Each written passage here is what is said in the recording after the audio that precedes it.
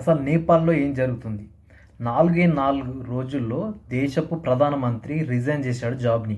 జనాలు రోడ్ల మీదకి రావడం, మినిస్టర్‌ని రోడ్ల మీదనే కొట్టడం, ఫైనాన్స్ జరగడం, ఏ సోషల్ మీడియా యాప్స్ బ్యాన్ వల్ల ఇదంతా జరిగిందో అవన్నీ మీకు వెనక్కిచ్చేస్తాం ఆపండ్రా బాబు నాయనా అంటే, వాళ్ళు మాత్రం లేదు అసలు ఆపే ప్రసక్తే లేదు. మాకు 4 కండిషన్స్ ఉన్నాయి.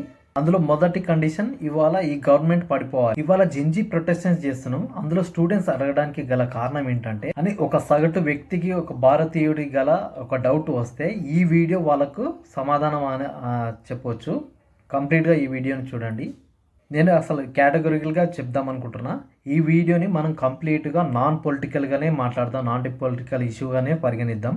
ఒక దేశాన్ని మనం కంప్లీట్గా ఇబ్బంది పెట్టేసి కరప్షన్ లేకుండా ఉద్యోగాలు లేకుండా చేసి రూలర్స్ ఎవరైతే ఎలక్టెడ్ లీడర్స్ ఉన్నారో వాళ్ళ ఫ్యామిలీ కంప్లీట్గా తినేసి కంఫర్టబుల్గా ఉండి వాళ్ళ పిల్లలకు కంప్లీట్గా ఫారెన్ ట్రిప్స్ వేసి వాళ్ళ ఫొటోస్ కంప్లీట్గా సోషల్ మీడియాలో పెట్టేసి ఈ స్టార్ కాంట్రాస్ట్ ఏదైతే ఉందో జనాలు చూడగలిగితే సో ఇలాంటి ఇష్యూస్ ఇలాంటి ఫొటోస్ కానీ వాళ్ళు ఎవరైతే ఉన్నారో వాళ్ళు లీడర్స్ సోషల్ మీడియాలో పెట్టి జనాలు చూసిన తర్వాత వాళ్ళు మాట్లాడుతున్నారు, వాళ్ళు రియాక్ట్ అవుతున్నారని ఆ సోషల్ మీడియాస్ని కట్ చేస్తే ఈరోజు నేపాల్లో ఏదైతే జరుగుతుందో అదే సంఘటన అదే పరిస్థితి ఏ దేశంలోనైనా జరగవచ్చు. కోర్స్ ఇవాళ దాన్ని జెన్జీ ప్రొటెస్ట్ అని పిలుస్తున్నారు. And it's a unprecedented. అంటే సింపుల్గా చెప్పాలంటే ఇప్పటివరకు నేపాల్ కానీ ప్రపంచం కానీ చూడని విధంగా విజువల్స్ కనిపిస్తున్నాయి. పార్లమెంట్ని తగలబెట్టేస్తున్నారు. అక్రాస్ ద పార్టీ, ఈ పార్టీ ఆ పార్టీ రూలింగ్ పార్టీ అని ఏం లేదు. ఫైనాన్షియల్ మినిస్టర్ని తరిమి కొడుతున్నారు రోడ్ల మీద. ఎక్స్ ప్రైమ్ మినిస్టర్ భార్యని సజీవ దహనం చేశారు. అంతెందుకు సిట్టింగ్ ప్రైమ్ మినిస్టర్ ఆయన ఇవాళ సిట్టింగ్లో రిజైన్ చేశారు. ఎందుకంటే నా వల్ల కాదు, నేను హ్యాండిల్ చేయలేను అని చెప్పేసి రిజైన్ చేసేసారు. అయితే ఈ విజువల్స్లో మనకు కనిపిస్తుంది అంటే జనాలకు ఎంత కోపం కసి ఉందో గవర్నమెంట్ మీద, ఈ రూలర్స్ మీద ఇది క్రిస్టల్ క్లియర్గా కనిపిస్తుంది. So sitting prime minister resign చేయడానికి గల కారణం ఏంటి? వేల స్టూడెంట్స్ రోడ్ల మీదకి వచ్చి మరీ అడుగుతున్నారు కదా, కారణం ఏంటి అని అంటే అండ్ మోర్లీ ఇంజ్యూర్ అయిన స్టూడెంట్స్ కూడా వందల్లో ఉన్నారు. ఆర్మీ మిలిటరీ వాళ్ళు కూడా రోడ్ల మీదకి వచ్చేసారు. So military police forces brute forces వాడడం వల్ల 20 మంది జనాలు స్టూడెంట్స్ చనిపోయారు. సో ఈ ఇష్యూకి స్పార్క్ ఎక్కడి నుంచి వచ్చిందంటే సోషల్ మీడియా అనేది బ్యాన్ చేయడం వల్లనే ఈ ఇష్యూ రైజ్ అయిపోయింది. నేపాల్లో ఈరోజు ఏమైతే జరుగుతుందో, ఏ సంఘటనలు అయితే జరుగుతున్నాయో అవన్నీ మనందరికీ భారతీయులకు మాత్రం ఒక వేకప్ కాల్ అనే చెప్పుకోవచ్చు. ఒక 4 రోజుల క్రితం సెప్టెంబర్ 4వ తేదీన నేపాల్ గవర్నమెంట్ ఒక డెసిషన్ తీసుకుంది. దట్ ఈస్ ఒక 26 సోషల్ మీడియా యాప్స్ని బ్యాన్ చేద్దామని. Facebook, YouTube and WhatsApp, TikTok ఇలాంటి సో కాల్డ్ 26 యాప్స్ని బ్యాన్ చేసేసింది. బ్యాన్ చేయడం వల్ల అక్కడ నుంచే రైజ్ అయిపోయింది ఇక్కడ నేపాల్లో అల్లర్లు.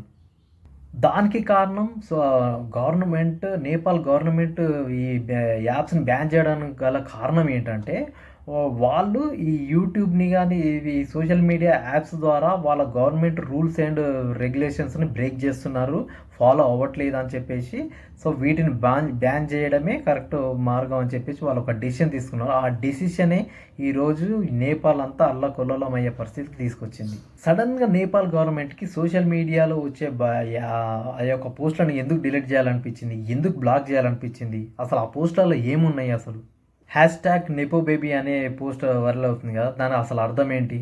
పార్లమెంట్ని తగలబెట్టేదాకా స్టూడెంట్స్ ఎందుకు రైజ్ అయిపోయారు, ఎందుకు ముందుకు చేశారు ఇది? Most of the geo analysers ఏం చెప్తున్నారు? ఒక ఆర్గనైజేషన్ సపోర్ట్ లేకుండా మాత్రం ఇదంతా జరగదు, ఖచ్చితంగా ఒక ఆర్గనైజేషన్ సపోర్ట్ బయట దేశాల నుంచి ఎక్కడి నుంచో వస్తుందని చెప్తున్నారు వాళ్ళు. కానీ నిప్పు లేనిదే పొగ రాదు అనేసి మనకు ఎక్కడో ఒక చదువుకునే ఉంటాం, తెలుసుకొని ఉంటాం కదా, అదే మాదిరిగా.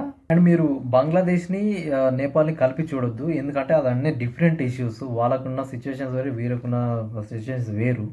ఇవాళ మనం నేపాల్ గురించి ప్రజెంట్ జియో పొలిటికల్ సిచ్యువేషన్ గురించి మాత్రమే మాట్లాడదాం. అసలు నేపాల్లో ఏం జరిగింది, ఏం జరగబోతుంది, ఎందుకు జరిగింది, ఇలాంటి విషయాల మీద మనం కూలంకషంగా డిస్కస్ చేయాల్సింది. కొన్ని గంటల్లో ఏదైనా జరగవచ్చు, గవర్నమెంట్ కొలాప్సీ కావచ్చు, మొనార్సీ రావచ్చు, ఏదైనా జరగవచ్చు. అసలు ఏం జరుగుతుంది నేపాల్లో అనేది మనం ఇప్పుడు ఒకసారి 360 డిగ్రీస్ అనలైజ్ చేద్దాం. సో ఇలాంటి వీడియోస్ మీద కూలంకషంగా మాట్లాడాలంటే, డిస్కస్ చేయాలంటే సో మీరు సపోర్ట్ చేయాలి. మన ఛానల్ని సబ్స్క్రైబ్ చేసి పెట్టుకోండి. ఇలాంటి వీడియోస్ మరెన్నో వస్తాయి. సో ఇప్పుడు నేపాల్ ఇష్యూలోకి వెళ్తే, సో ఈ నేపాల్ గురించి మీకు క్రిస్టల్ క్లియర్గా అర్థం కావాలంటే, దీని వెనకాల ఉన్న కాంటెక్స్ట్ ఏందో మీకు తెలుసుకోవాలంటే మనం దాని గురించి మాట్లాడాలి. జస్ట్ సోషల్ మీడియాని యాప్స్ని బ్యాన్ చేస్తేనే స్టూడెంట్స్ ఇలా బయటకు వచ్చి ప్రొటెస్ట్ చేస్తారా? జెన్జీ అనే ప్రొటెస్ట్ అని పేరు పెట్టి వేలాది మంది స్ట్రీట్ల పైకి వచ్చి ఇట్లాంటి ధర్నాలు చేస్తారా? నో. అయితే నేపాల్లో జరుగుతున్న గవర్నమెంట్ తరఫున జరుగుతున్న కరప్షన్ ఏదైతే ఉందో జనాల మైండ్లో అలా ఉంది. అది ఉండి ఎప్పుడైతే ఈ సోషల్ మీడియాని గవర్నమెంట్ బ్యాన్ చేసిందో అప్పుడు ఒకేసారి అసలు బ్లాస్ట్ అయిపోయింది అన్నట్టు. వాళ్ళు చేస్తున్న కరప్షన్ కానీ, వాళ్ళు చేస్తున్న అరాచకాలు కానీ, వాళ్ళ పాలన పట్ల ఉన్న వీళ్ళ విద్వేషాలు కానీ అన్నీ ఒకటేసారి బయటకు వచ్చినాయి. ఇది ఈ సోషల్ మీడియా యాప్స్ బ్యాన్ ద్వారా ఒకేసారి వాళ్ళ గవర్నమెంట్ కొలాప్స్ అయ్యే స్టేజ్కి ఈరోజు నేపాల్ దిగజారిందని మనం అనలైజ్ చేసుకోవచ్చు.